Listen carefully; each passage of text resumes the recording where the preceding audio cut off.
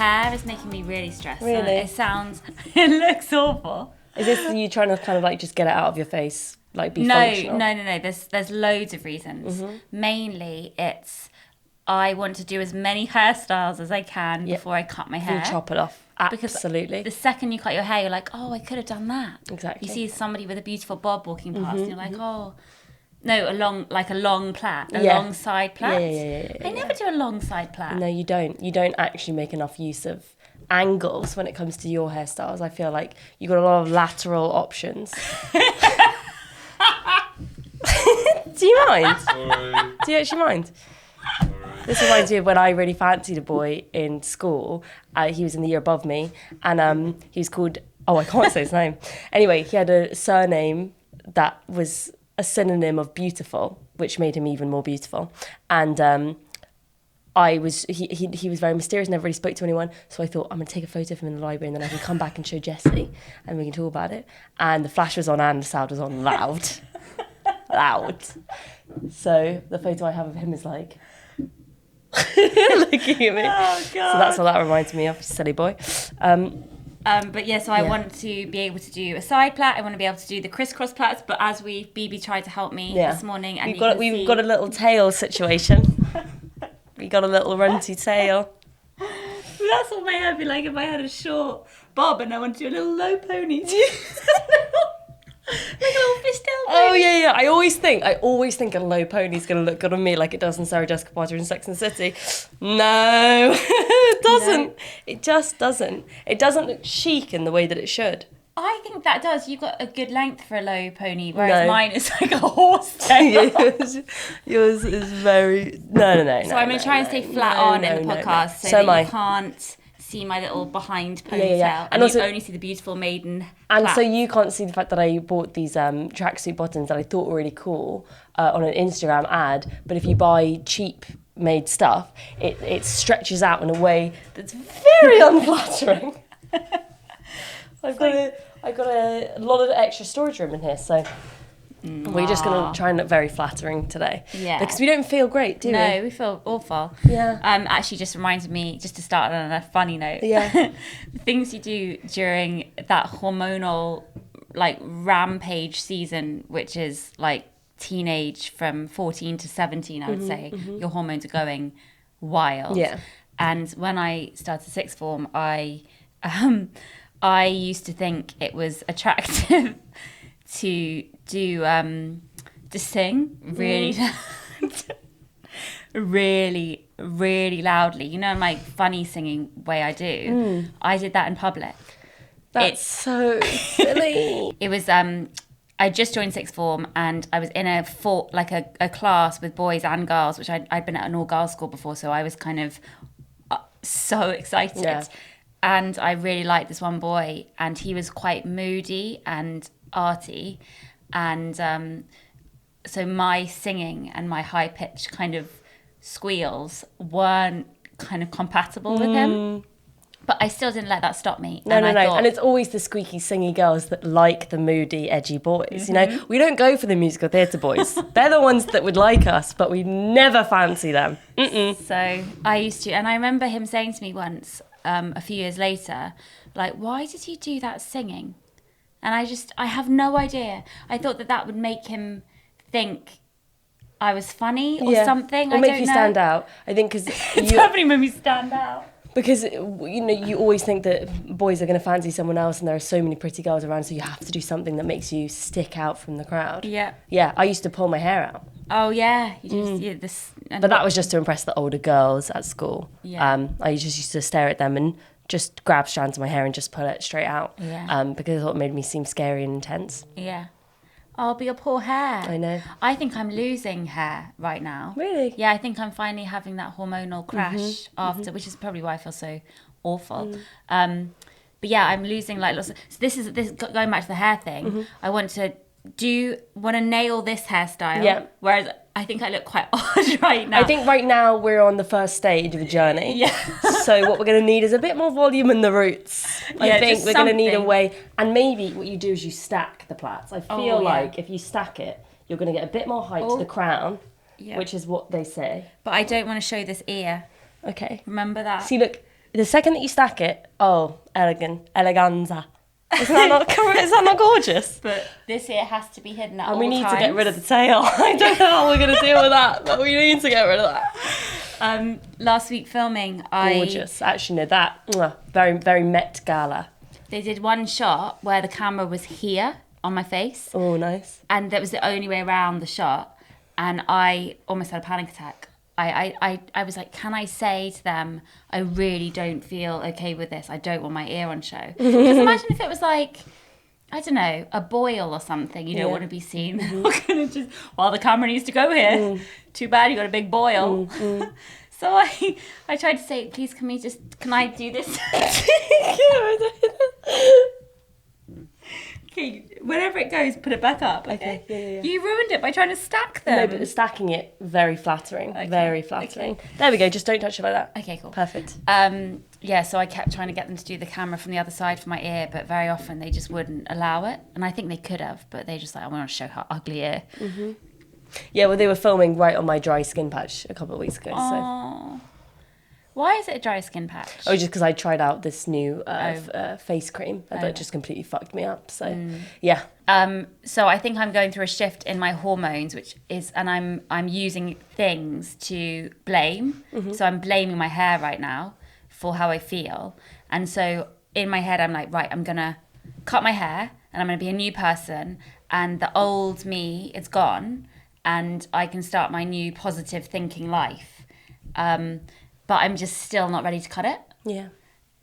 And so so this my new hairstyles is just on that little journey of right, okay, I'm almost at my new person. Mm-hmm. I'm gonna be there soon. Mm-hmm. She's gonna be amazing. But you don't want the grief of having to let that person go as well, because it's quite scary entering into a new stage, a new hairstyle, everything like that. Also, surely hormonally you are supposed to lose hair because you gain all of the hair during pregnancy that you don't lose, and then you shed it after you stop breastfeeding. Yeah, definitely. Yeah. So I think it's normal. It's not a big deal, but it's quite difficult. I mean, when I lost all this hair last year, I found it incredibly distressing. Yeah. So you just gotta chop it into a bob. No, I'm not losing that much hair, baby. Well, clearly just not. Those strands. I mean, geez, you still have a tail. Strands. But it's I don't think I'm going to be brave enough to cut it. I think I'm going to need some kind of intervention. Yeah. And also, you need to get it cut properly, apparently, when it's not as simple as somebody just doing this. No. I don't think I could have I don't have the skills or the expertise to do it for you. No. We can go in together. Yeah. I am so excited about hairdressers opening up and getting my nails done. Me too. And getting a wax, getting that big wax. God, yeah. It's a jungle down there right now, isn't it? It's amazing. It's amazing how you forget. Like, I can't, also talking about hormones, I got a wax, a full Hollywood wax, 3 weeks after Ten was born. I think, as soon as the wax thing was open. Yeah. And I went in, and I don't know why I had this need. I think you go through this kind of battle after having a baby of thinking, okay, when am I going to be me again? When is my vagina going to be me again? When is my relationship going to be me again? When is my life going to be, this, when am I going to be okay? Because it's just so tiring and difficult at the beginning bit. It's also amazing, but I think the vagina I used, again, to blame, right, when my vagina is normal again, then I'll things will get better. And so I went in for this wax, and she was like, oh, so, you just have a chat. And she was like, so when do you, what do you do? And I was like, oh, I do this. And it kind of came out that I had 2 kids, because she had 2 kids. And then I was like, do I mention that? That you just had a baby? Just had a baby 3 weeks ago. And I was thinking, I kind of want to see if she guesses from my vagina. But she didn't say anything. And then it was really painful. It's painful anyway, but it was kind of more painful because obviously my vagina was still fucking raw from giving birth. And so I had to say, oh, I just had a baby. No big deal, I just had a baby. A little break, because I just had a baby. Anyway, I just can't believe I did that. I cannot believe I... You had baby brain though, right? I mean, you can just blame it on that. So I am really looking forward to getting my second wax post-baby, which I hopefully will be less sensitive. Yeah, I'm going to do all kinds of things that I never would have done before. I'm going to go and use one of the big vibrating massaging chairs that they have at the salon and get the pedicure, even though my feet are awful. I'm too embarrassed to get a pedicure. And have it all done at the same time and have cucumber patches on my arm. I'm going to do everything because I'm just so scared it's all going to get taken away again. But yeah, I'm just looking forward to properly indulging, you know? I mean, I'm looking forward to using people, like going like shops and kind of enjoying shops and services and that people want to provide, but they're not allowed to provide right now. Exactly, because everything feels so functional. Yeah, it's about survival. It would just be nice to browse and also not feel kind of judged and policed by everyone else's actions because we're all just so scared all the time. It'll be nice when you're just like, oh wow, I can breathe.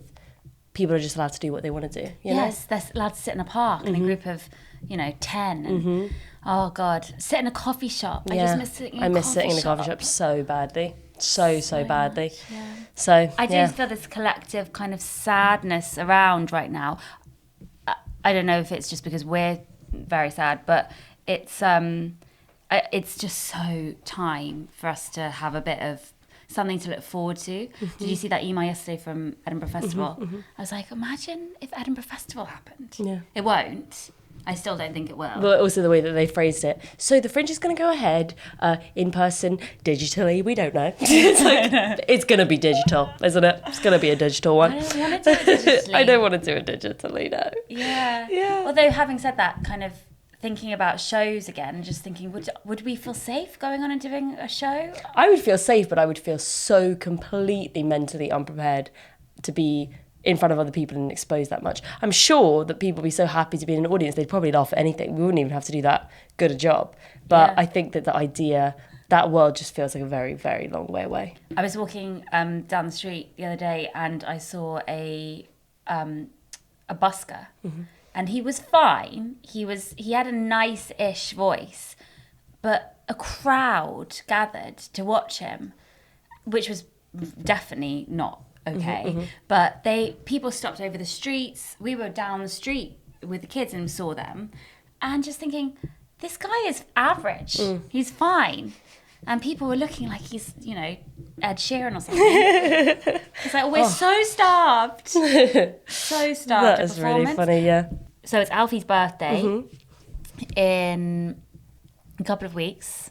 It's terrifying. Aries season. I just wish I didn't believe in star signs.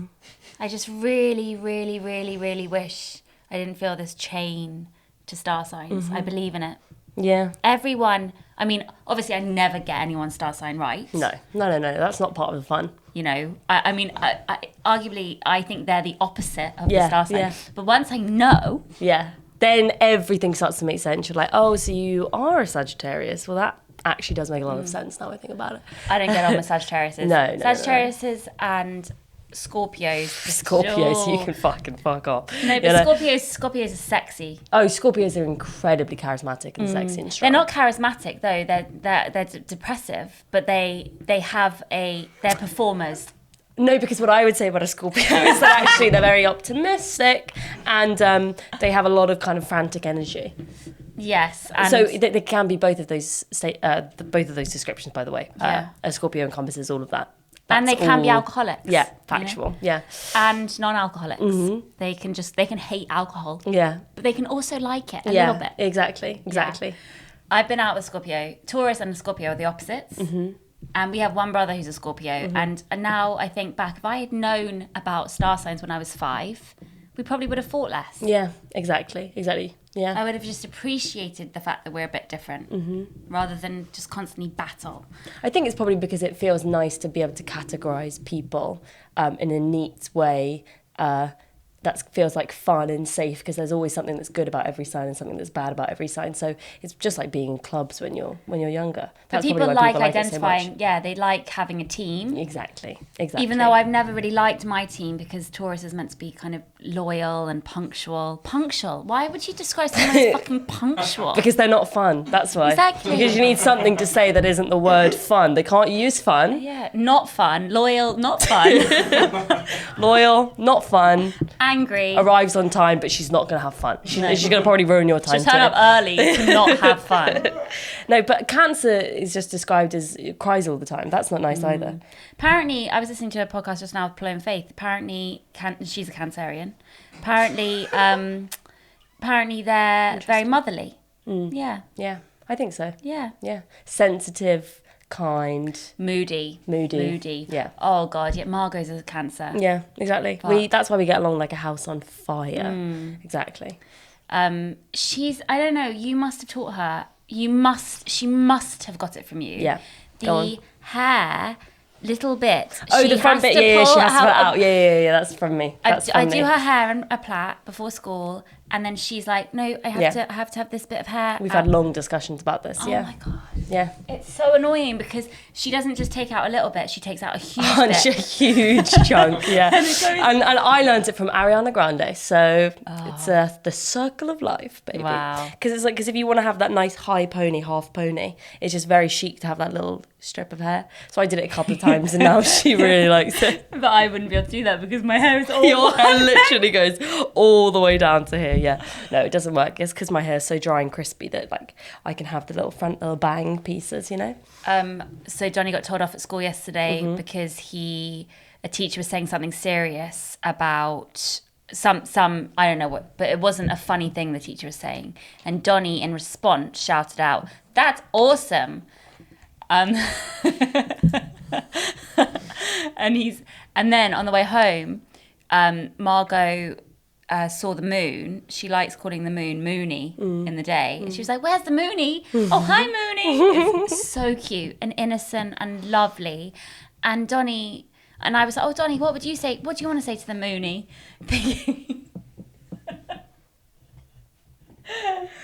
Thinking, oh, this is a sweet game we're playing. And Donnie was like, "Get lost." and then now I realise it's because we let them watch The Simpsons. They love The Simpsons. Oh, yeah.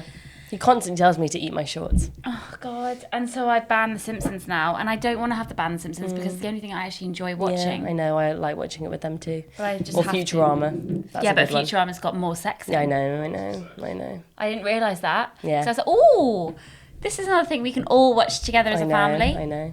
Oh, God. Yeah. So he's now kind of got really badly told off, so hopefully he he was on Rainy the other day or something. What? He had a thundercloud. They put his name on thundercloud the other day. Yeah. Why? Because he shouted out in class. I promised him I wouldn't tell you, actually. Oh my I just betrayed his trust live on air. So at school they have like a sun, rainbow, even a unicorn. And then they have thunder for when you're being naughty. And he's usually every kid starts the day on sun. Yeah. He's never been on thunder before. Yeah, what he was on thunder. He shouted something out from the back of the class.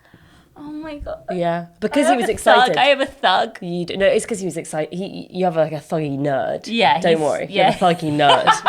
He was shouting out because he had the answer.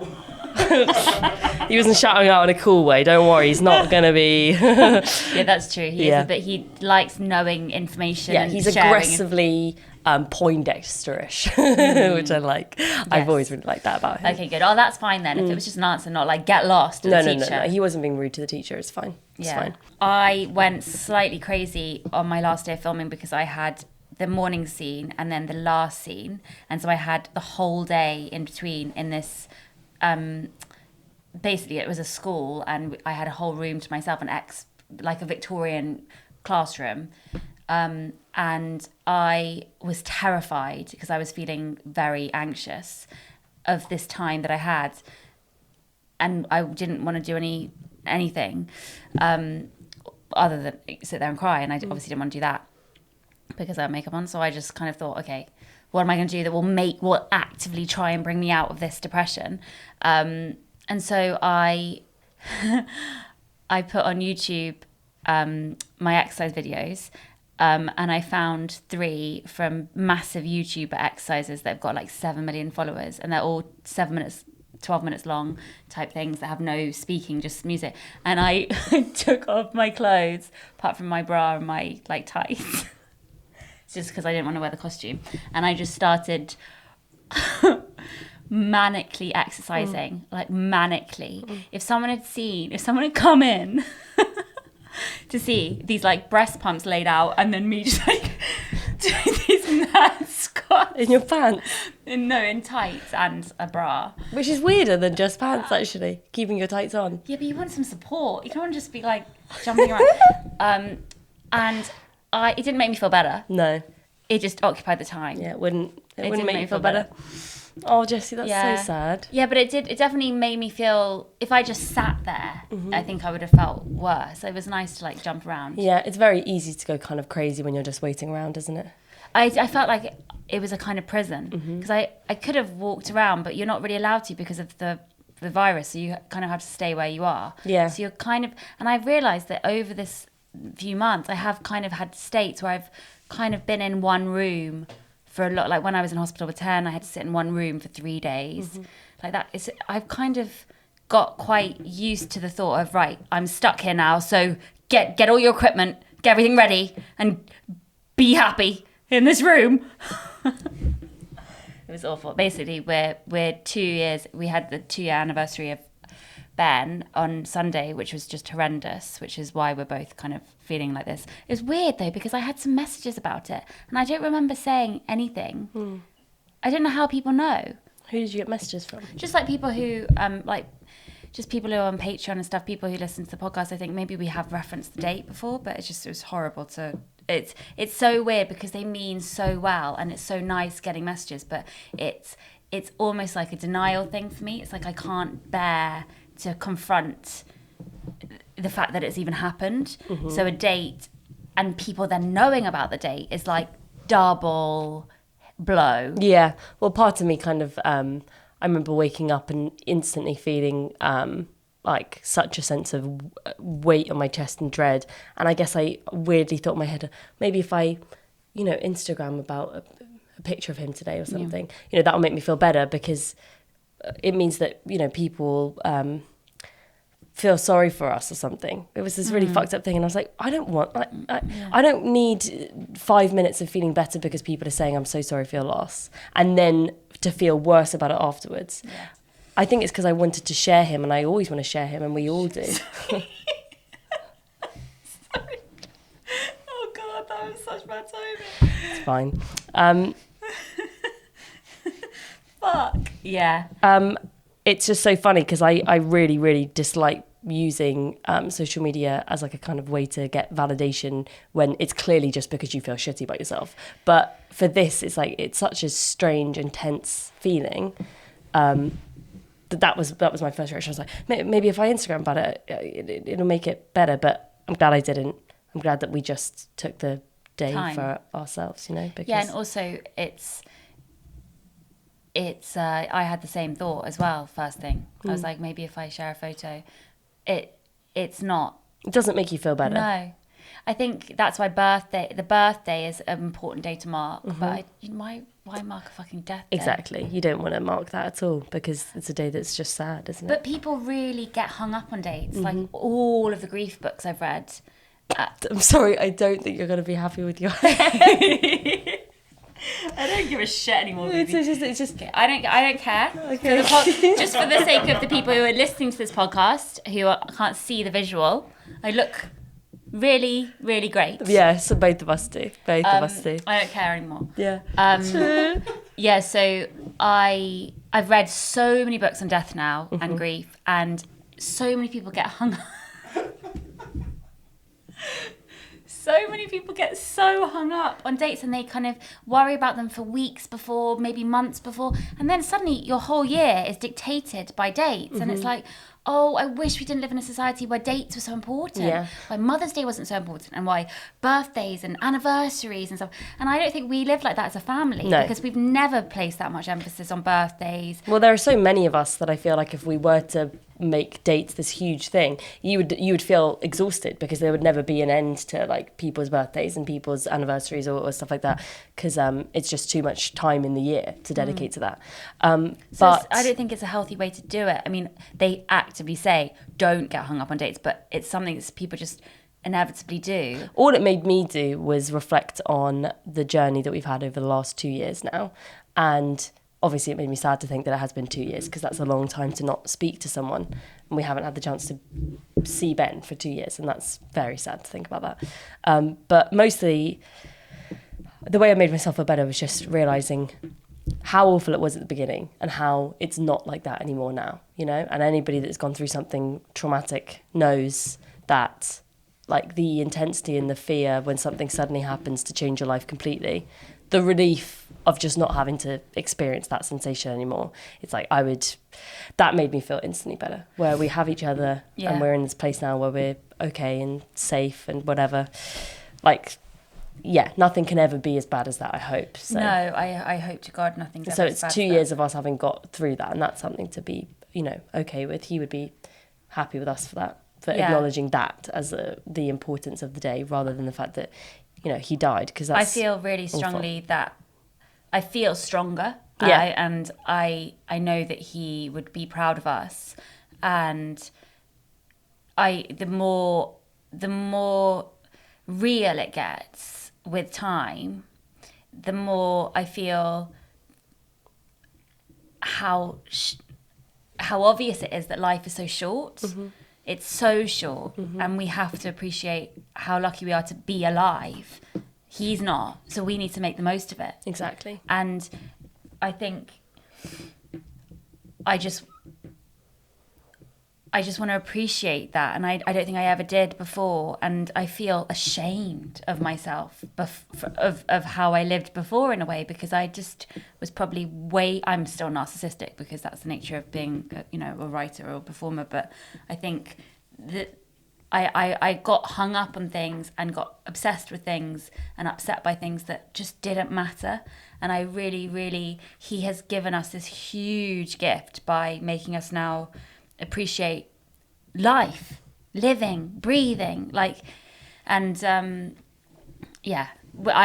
I shudder to think about what we've had to go through in the last 2 years. Yeah. And when I was doing, when we've been filming and stuff and thinking about you just do so much small chat when you're with strangers, because that's how humans communicate, or what star sign are you, or where do you live, or whatever. And so many times I had this small chat, and I found myself... Do you mean small talk? Sorry. Small talk. Sorry, just had to... Couldn't talk. quite let that one go under the carpet. Sorry. We are sad, but small chat. Important to remember that we're going to be correct. Yeah. But if anyone does like calling it small chat too, I like you. Small chat's very you. It's very you. I'm sure you have a lot of small chat. I do. But yeah, so whenever I was having a small talk with people, I would go through these kind of... I would be divided with one hand enjoying the small talk hugely, and kind of then on the other hand being shocked that I was able to have it, especially after the year of being mostly in lockdown and isolated anyway. And I think grief kind of makes those kind of interactions kind of more poignant, because... Yeah, it makes you so fully aware of how easy it is to slip into a character of enjoying conversations and being really funny and zany with people, and being able to, be a person that's very vibrant and filled with life, but so aware that that's this kind of layer that you've laid on top of yourself. And I see our mum do it all the time, and she's always been so good at that, because she was a doctor, and because she had 5 children, you have to be this very naturally strong, resilient person. She's always been so good at, no matter what the situation or the person that she's talking to, being able to fully engage with that human being and have an amazing conversation, even if she fucking hates them. Yeah, or even if she has had a really, really bad day. It's this superpower that she's always had that I'm sure has become stronger now. But I think that we've adopted that as well so much more. It's you cannot deal with this dark thing that's going on behind you. You have to be able to compartmentalize and deal with what's in front of you, and I think that ability has probably got a lot stronger. I remember she used to say when she was speaking to somebody, and then she'd come in and I'd be like, who is that? Who are you speaking to? She was like, I don't know. Exactly. She'd be like, I don't fucking give a shit. I don't care. It was just amazing. I'm not as good a person as she is. I can't do that. I have actually found that since this happened, I've become even more brutal with certain things. So if I don't want to speak to somebody, I just won't. Yeah. And I kind of find that kind of displays itself in other ways. So I take myself off, or I can be really blunt as well. The other day in the park, when I was with the kids, I bumped into somebody who had recently had a baby. I don't know them. I know them vaguely. I really didn't want to have a chat, and I was so rude and wretched, but I was just like, I'm just gonna keep walking. I'm just gonna keep walking. And Alfie was like, that's so rude. And I was like, but I'm sorry. I need to keep walking. I need to keep walking. Yeah. And so it's fine. You don't need to deal. I know, but it's so rude, and I think it must seem so blunt to people who don't realise what we're actually going through inside. Yeah, but these interactions, you know, you have to conserve your energy because they do add up, and it like it takes away from, you know, yourself. You've got to take care of yourself and how much you're thinking about it too. Like quite often I find that I've been thinking about this particular a loop of awful things again and again, and I realise I'm not thinking about the good things that I've got as well. I'm not thinking about the good things that I've got left, I've got still.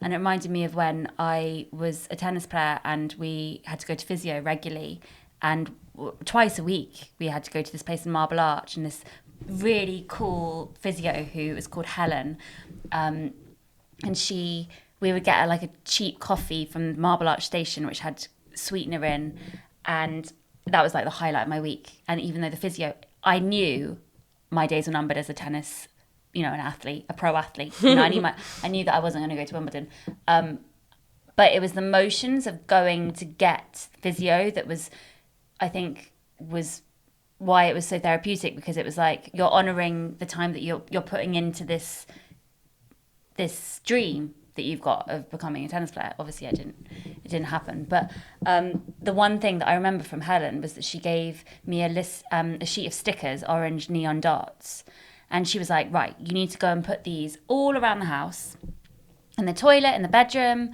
on the mirror, everywhere you go in the day, and every time you look at that dot you need to straighten up, get good posture, think of your body as, you know, all the muscle groups, and stand straight and strong, because this is what you want to do with your life. And we had the orange, you must have seen them when you were little, but we had the orange dots for years. They just stayed there. And I was thinking about her the other day, and I was thinking, right, I'm going to do that. I'm going to get orange dots and I'm going to put them all around the house to remind me that, you know, what there is to still be strong for. Yeah, it's a really lovely analogy. It really, really is. I think also everything that's been going on in the world, and I don't know, all of the grief and death and tragedy, it can be so easy to get overwhelmed by all of that, but also to remember like the good things about like Ben as a person. I think it's so easy when you've lost someone to get so wrapped up in the loss and your family and all of the feelings that come with that actually thinking about the person, it becomes like this secondary thing that you don't really do because it's too painful. But I feel like weirdly now I'm just getting to this stage where it's really nice to think about who he was as a person and conversations that we had and things that we used to do together. And remembering that makes me feel, I mean, it's obviously very painful, but just remembering that relationship was there, you can kind of forget about all of the little details. It's really important to do that. And I just thought what was so nice about the Caroline Flack documentary that we watched, that we're going to talk more about in our Patreon episode.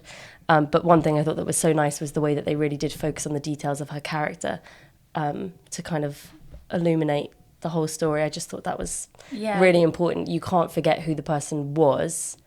You need to remember that they were still alive, and don't focus on the death and the loss as the only thing that matters. Remembering who the person was does actually help. That's also something that happens, which really upsets me regularly, is that people skim over. They only focus on the fact that you have lost this huge part of your life, and they don't. It's almost easier to ignore the huge thing and just to pretend everything's fine and don't talk about anything. Oh, let's talk about this and let's talk about this, and rather than actually address it at all. And I find that talking about Ben and actually what he was like, and making him present by, oh, Ben used this PlayStation controller and he loved music and he did this and he went there and he did this, and making him part of the conversation again is a massive step forward. And that's actually something that I think that, first of all, our mum's always done, but I find it kind of, people just are too scared to even mention his name. They can't mention it because, do they know? Maybe they've forgotten. Maybe they're going to be okay today. Maybe we just won't say anything. Well, I just don't think that people realise like the realities of it I mean, I understand if you haven't experienced it, then you wouldn't understand. But it's like when you're so brutalized by the kind of things that happen when somebody dies, it's like we maybe lose like that sense of social politeness where we end up saying stuff that is kind of like shocking to people about details and stuff like that. So it kind of goes both ways. People can be kind of ignorant, but then we can also probably be slightly like, I don't know, forward with some of the stuff that we say sometimes, but I don't really care. I don't give a shit. Yeah, I don't care. Yeah, I mean, if people are too, I'm sorry, if you're having a conversation with someone, that's the deal. Yeah, I am allowed to say whatever I want. Yeah. I mean, if it scares them, then it scares them. That's the truth. Yeah. Life is shit. Yeah. Life can be horrible to people. People lose people. Like, and if you're not willing to kind of accept that, then there's just, you shouldn't be having the conversation with them exactly. anyway. And yeah, it helps you realize like who are people that are useful and like constructive people to actually spend your time with. Definitely. Not people that can't talk about that sort of thing. Yeah. But I also think that I am a pessimist by nature. So I have found myself saying life is shit a lot lately. And Alfie is much more of an idealistic and positive and optimistic person. And I feel really bad because I've said life is shit so much since it happened. And I don't know, would I be better off with somebody who was also a pessimist, who was also kind of just... Definitely not. No, I know, of course not. But would he would probably be way better off. He would be way better off with somebody who wasn't as kind of down as me about... It's not... Because the thing is, I'm a happy person. In general, I'm a doer. I'm pragmatic. I get lots done, and I'm inspired, and I'm excited about living. But that doesn't stop the fact that I do think that life is, now that we know how awful it can go, like, I just can't help but always think life, at the end of the day, life is pretty shit for most people. Well, I think that like that's a really helpful understanding to come to just in general as a human being, to realise that life can be shit for most people and to not have rose-tinted glasses on. That's a useful thing to know. And I'm sure that Alfie really appreciates that you have that sense, you know, because, but also the fact is, and this reminds me of this TikTok that I saw that I thought was really useful advice. And I know the second that you start a sentence with, I saw this on a TikTok, it sounds immediately very stupid and unhelpful, but I did genuinely find this helpful. This guy who clearly is like a sort of motivational life speaker was talking about the fact that if you go around to a friend's house and you spill a glass of wine on the carpet, you're automatically going to be stressed and wanting to clean off the wine, and you're going to be embarrassed. But if the friend says, it's fine, don't worry about it, chill out, it's completely not a big deal, you can still be anxious and panicked and wanting to get the wine off the carpet, but you don't have this sense of existential dread because you know that ultimately it's fine. Then rather than if the friend had been like, oh my God, it's my precious carpet. You have to kind of imagine that the universe is like your chilled out friend who doesn't really give a fuck what you do and if it ruins their carpet or not, if the decisions that you're making are helpful or not helpful. Because you can still experience all the pain and the woe and the excitement and the happiness that is general human life, but it doesn't mean anything. You know, it's not going to stain the carpet. It's just you're going to live and then you're going to die. And I find that relatively helpful because... So do I, that's great. The meaning of life is that it is fully meaningless, and therefore any single little ounce of significance that you can draw from it is just the most wonderful bonus, because it is just so stupid and crazy and silly that we even get to exist in the first place. But life is meaningless in the fact that we're here for a blip. Literally and then a blip. We're done. But life, the only thing that keeps me going is the fact that from this tragedy, I can create some meaning. Exactly. And I can create things out of the trauma and make something that could help other people. So meaning is vital, but also it's so helpful to think, oh, it doesn't actually matter if I don't write a fucking book. It doesn't matter. And I'm such a anxious overthinker all the time anyway. But given that this kind of event happening obviously kind of can make you go into overdrive, and sometimes it gets really, really difficult. But to be able to take a step back, if I'm worried about something small, and we've always spoken about this so much, but like when I get anxious about the trivial things, being able to take a step back and be like, oh wow, like that is not bad in comparison, and I've been able to deal with that huge thing, I can probably deal with this small thing. Yeah. It is just helpful to have a bit of perspective, you know? Yeah. So it has been difficult. It's been a difficult few days. It's been horrible. But It will get better. Like, It will I mean, get better. it will never get better. It will never get better. But there are things to look forward to and to make and to create new stories from. And that's what's quite exciting. I think that also I've been feeling quite anxious anyway because the book has now been delivered to a select list of people who are going to read it for the first time. Yeah. That is mortifying, the fact that they're receiving it. Like, I've received books that people want me to read and say give a quote for, and I didn't realise at the time the etiquette. I just thought, oh, that's nice. They sent me a book. I didn't realise they wanted me to say this is the best book I've ever read. Yeah, it's terrifying, and I'm pretty sure that most of the copies will go like on a shelf and they'll just leave it there, like I do. There's a whole book of them, a shelf of them over there. Like, a lot of them I've been sent. I don't have time to read them. So when does people have time to, terrifying. I think that the fact that the book is kind of so heavily laced with grief and my journey with it over the pregnancy, and kind of I started writing it kind of very soon after Ben died. So that, I think, is as well why I feel quite just... It's the end of an era. Yeah. And it's the start of a new one. So it is exciting, but it's also incredibly sad. Yeah. The fact that I even wrote it, in a way, I feel kind of like it was... I'm thinking back to the summer and in the frenzy of writing it in the last burst and kind of having you there and it just being like manic, and then the baby just kicking me constantly. And it was just such a massive undertaking doing the whole thing. And so I do feel that I've got to do it justice. And it's not like I care if it's a bestseller or if it gets amazing quotes or makes me money. Money would be nice, but it's not any of those things really. It's just I desperately want... I desperately want it to... have closure in some way. I can understand that, completely. And... I think that once it's out, you will definitely get a sense of that for sure. Yeah. Because right now people have no idea what it's about. Like, I think it's the title Sunset makes it seem like a nice chick lit summer read on your holiday, and it's the opposite of that.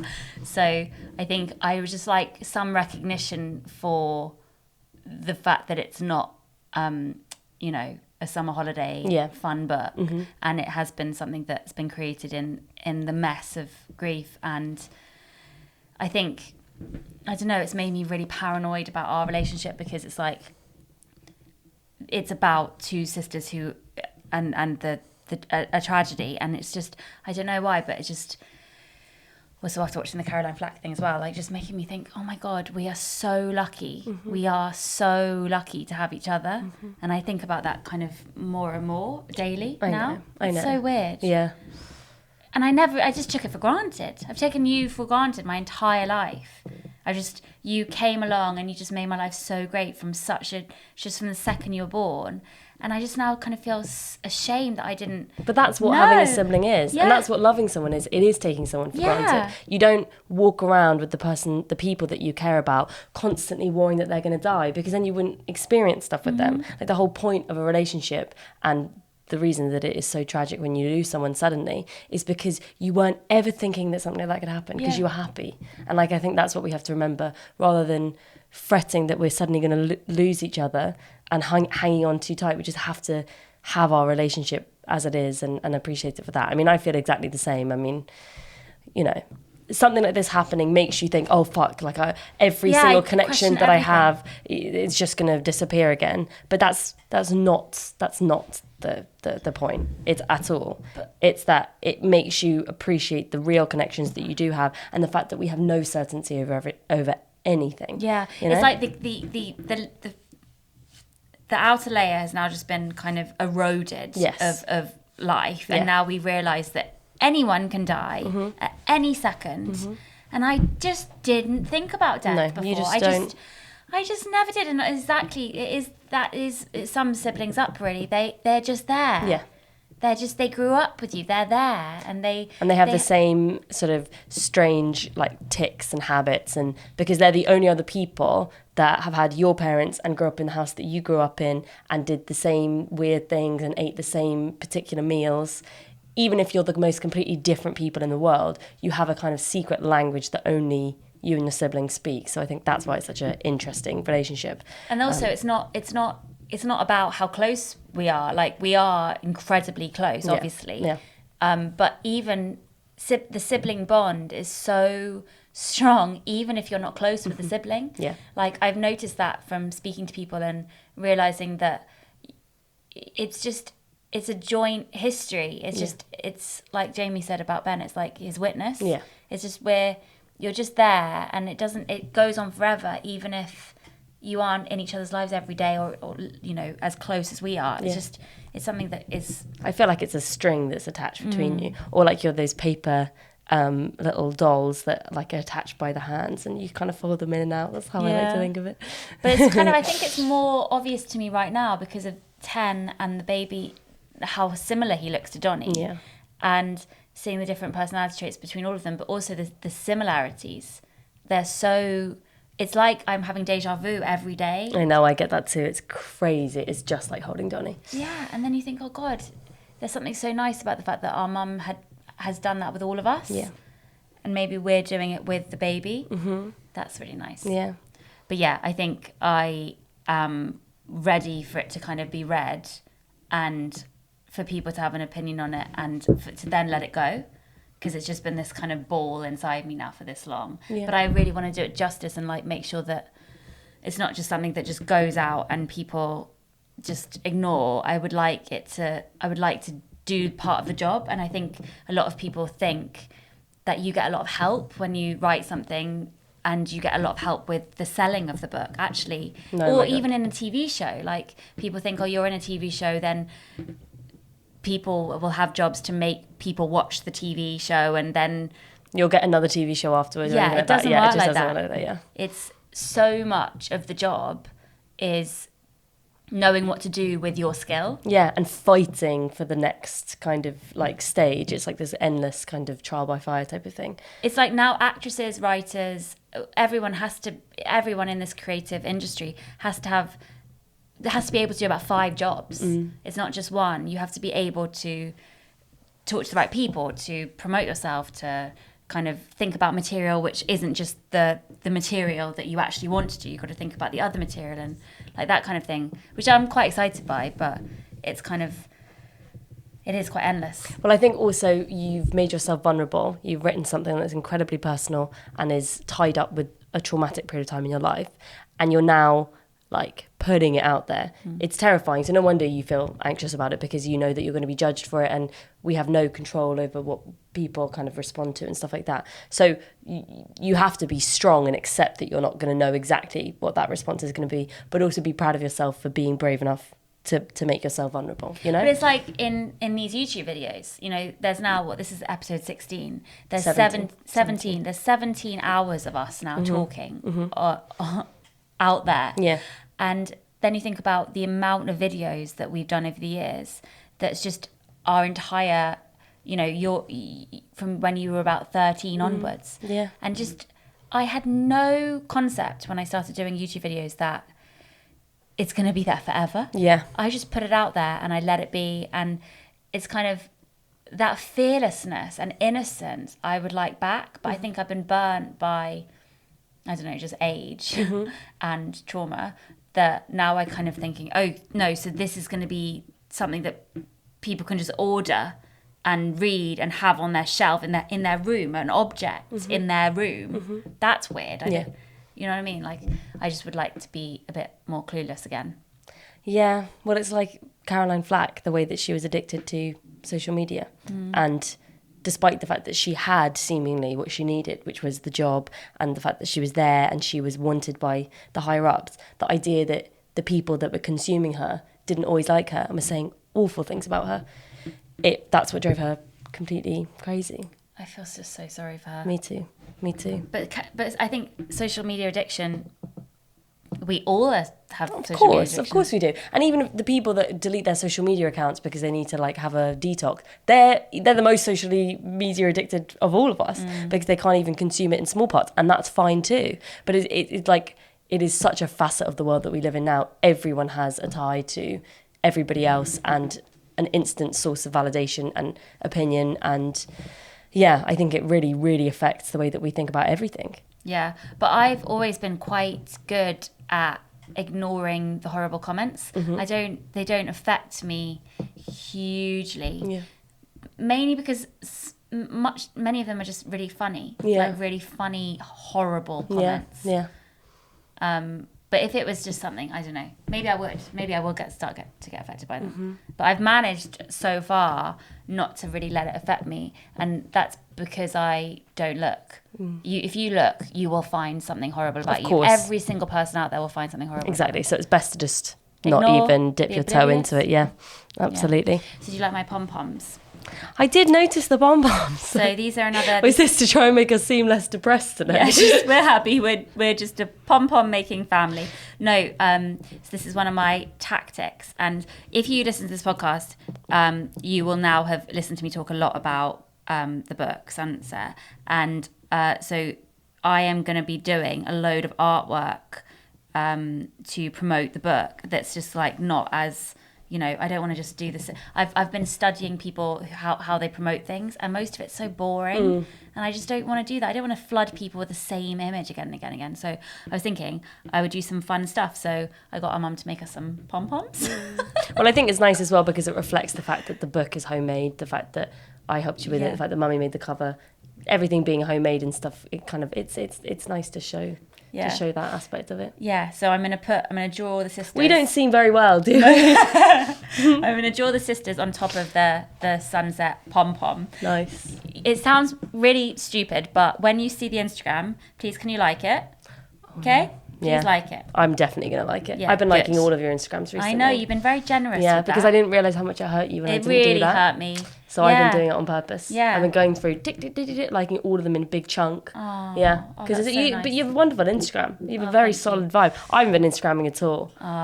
Yeah, it's like a... just got to get it back on that pony. It just seems so silly. It just seems so fucking silly. Do you know what? Actually, this is a downer again. Sorry to bring it down. But after it happened, I remember thinking, what the fuck is an Instagram story? What the fuck? Why would I spend my time doing an Instagram story? And then I found myself filming on Friday and literally doing about 10 reels. You're singing one where you're singing into the breast pump. I really like that. I really did like that. As I was doing it, I just thought,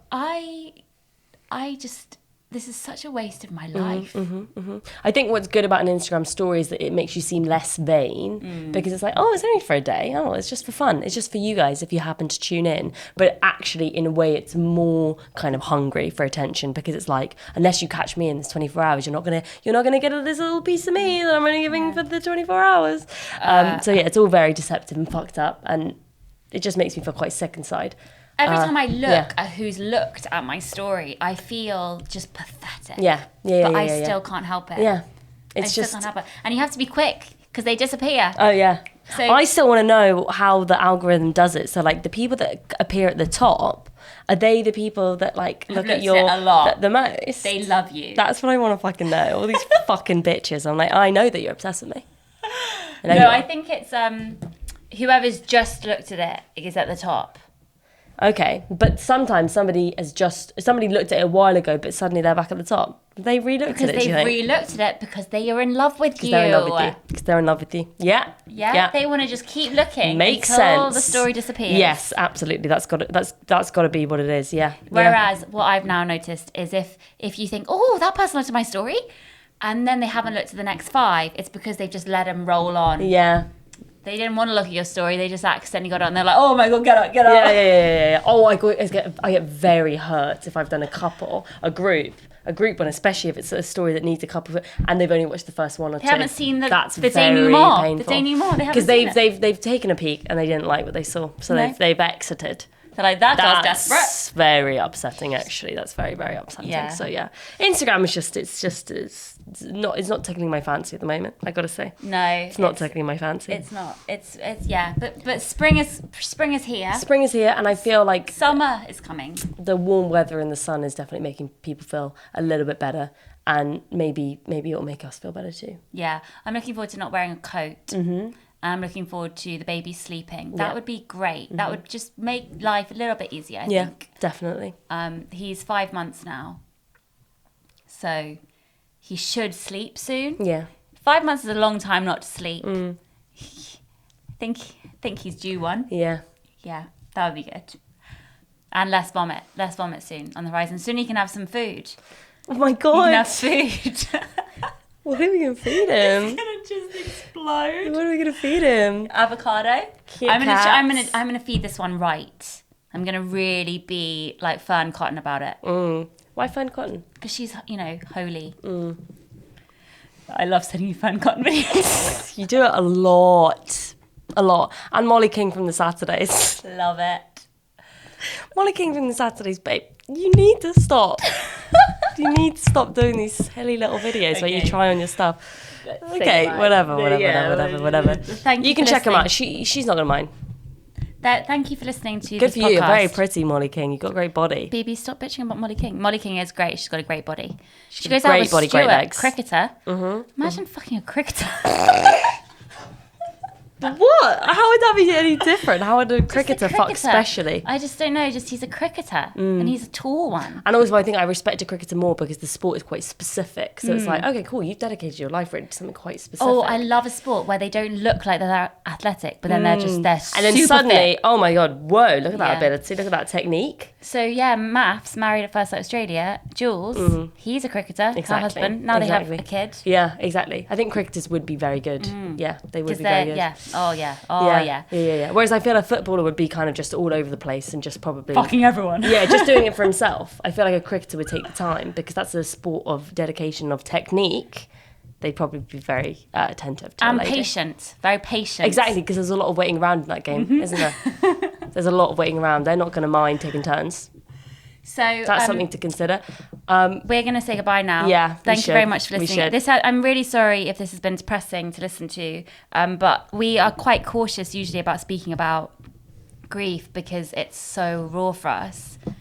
Yeah. But I think that I definitely feel kind of that was quite good for us to do and cleansing. Thank you very Goodbye. much for listening. Hope that you have a good week. Signing off.